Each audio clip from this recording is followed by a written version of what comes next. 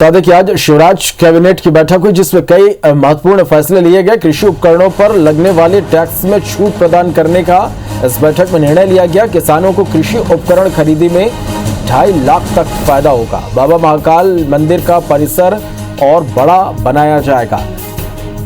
तो शिवराज कैबिनेट की महत्वपूर्ण बैठक जिसमें कई महत्वपूर्ण फैसले लिए गए।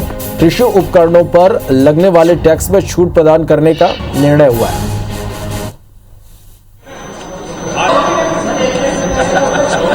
एक मिनट वो लाइव इधर ऑन है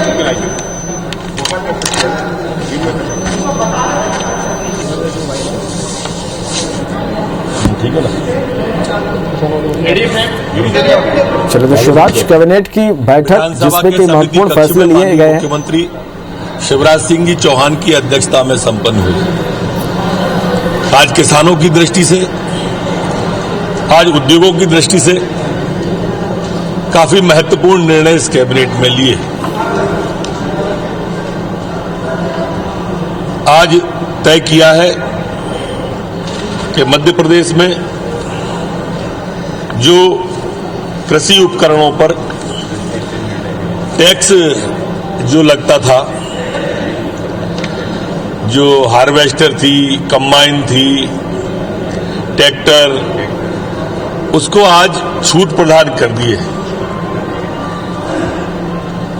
1% किया गया है, जो 10% तक थी। पहले 6 थी, फिर 10 हुई, अब फिर 1 कर दी। लगभग एक इस तरह के पूरे खरीद पर एक किसान को 2.5 लाख रुपए का फायदा होगा, जो अपने आप में काफी बड़ा निर्णय है। एक अन्य निर्णय में किसानों को 0% ब्याज पर पैसा दिया जाने का, जो सरकार शिवराज सिंह जी की सदैव से देती आई है, उसका निर्णय हुआ और लगभग 1000 करोड़ के आसपास की राशि इसमें व्यय की जाएगी। मैं उद्योगों पर आऊं उसके पहले, चूंकि कल शिवरात्रि है, इसलिए मैं यह कहना यहां प्रासंगिक समझता हूं कि महाशिवरात्रि के पर्व पर बाबा महाकाल के द्वारा आज ये निर्णय हमसे कराया है कि महाकाल मंदिर का परिसर एक भव्य और बड़ा बनाया जाए। इसके लिए 0.462 हेक्टेयर जमीन नगर निगम की महाकाल बाबा को समर्पित की है। उन्हीं की जमीन थी, उन्हीं को दी है। तेरा तुझको अर्पण क्या लागे मोरा,